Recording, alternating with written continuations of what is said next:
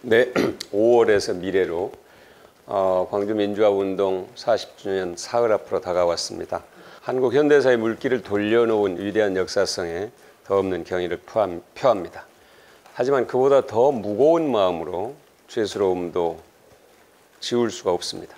5.18 정신을 헌법에 담겠다는 약속을 아직 지키지 못하고 있고 진상규명도 여전히 미흡하고 5.18을 바르게 기억하기 위한 5.18 역사 왜곡 처벌법도 통과시키지 못하고 있습니다. 정권 찬탈을 위해서 국민에게 총을 쏘고 학살하고 주검을 안매장하고 시민들을 성폭행한 전두환 정권 찬탈 세력의 만행은 시간이 지난다고 해서 잊혀지거나 그 죄가 결코 가벼워지지 않습니다.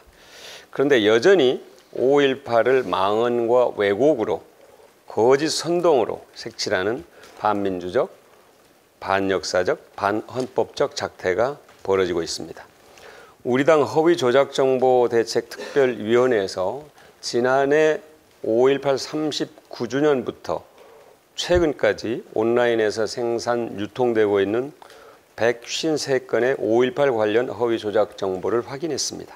5.18 허위조작 정보의 공장 역할을 해온 한 구선동 인물은 최근 특정 광주 시민을 북한군이라고 지목한 자신의 게시글을 삭제했습니다. 법원에서 피해 시민들에게 손해배상을 하라는 판결이 나왔기 때문입니다. 하지만 이 극우 선동 인물이 삭제한 내용은 그가 생산한 허위 조작 정보의 극히 일부에 불과합니다. 현행법에서 명예훼손은 피해자가 특정돼야 처벌할 수 있도록 되어 있기 때문입니다.